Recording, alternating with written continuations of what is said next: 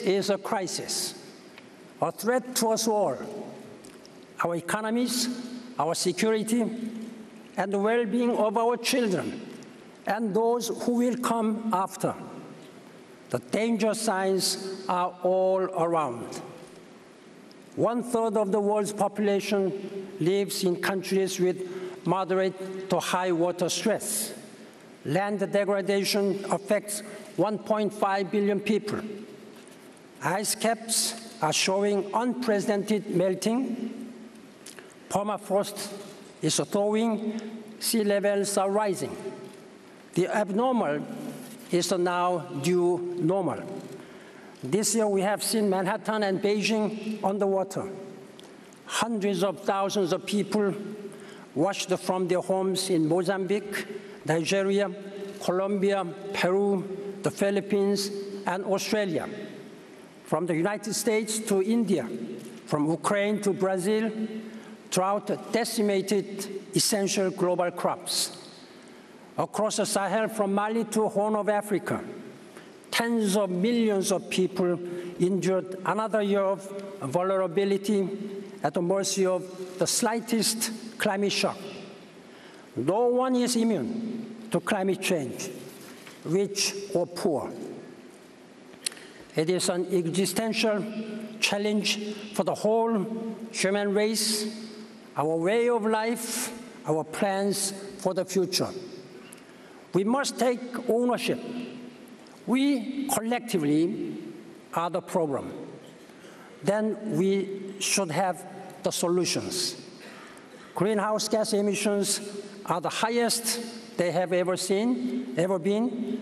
We are in a race against time to stay below the agreed threshold of 2 degrees centigrade above the pre-industrial levels that will avoid the worst impacts of climate change. Every delay means greater future effort or greater future harm. Just this month, reports from UNEP, WMO, and the World Bank again drew attention to the growing dangers. But they also sound the hopeful note by highlighting that we have the resources, financial and technological, to rise to the challenge. They also conclude that acting now makes better economic sense than allowing further delay. That is why it is imperative that we act now with urgency and with clear purpose, both in these negotiations and in our countries, our cities, our businesses, and our homes. Many of you have already started. Policies and actions to take us into a sustainable, clean energy future are being pursued more broadly and with greater determination. But the pace and the scale of action are still not yet enough. We have a responsibility here in Doha to sustain the momentum to change so painstakingly built in Bali, Poznan, Copenhagen, Cancun, and Durban.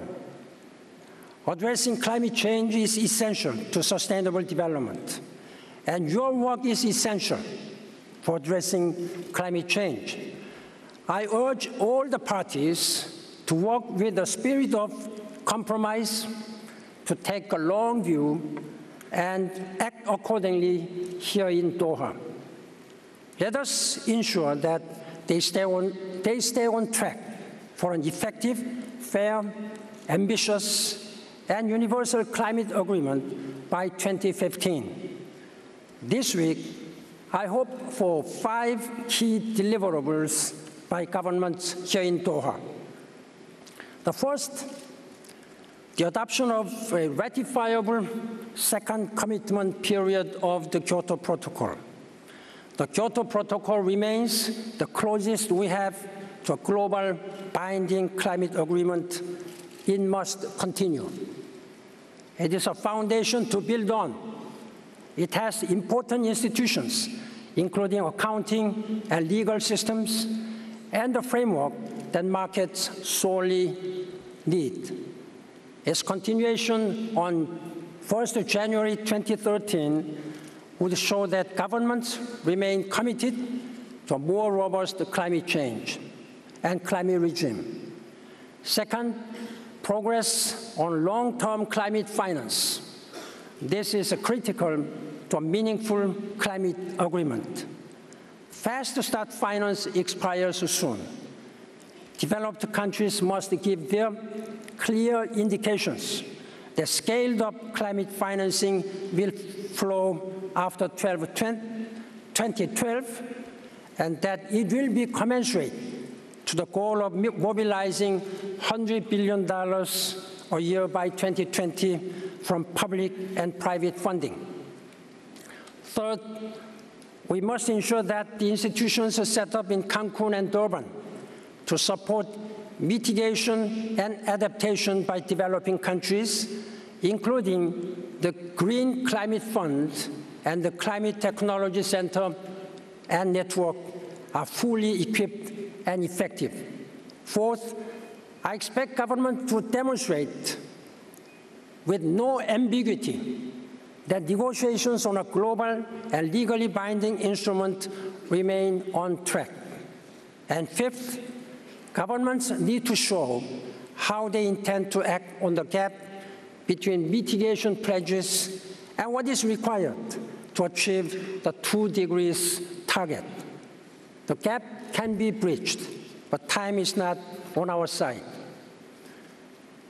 Distinguished heads of state and government, excellencies, ladies and gentlemen, let us speed up the transformation we know needs to happen. Let us act, even as negotiations continue toward a more robust climate regime. Let us build creative partnership that will drive courageous initiatives and innovation. Let us abandon apathy and embrace ambition.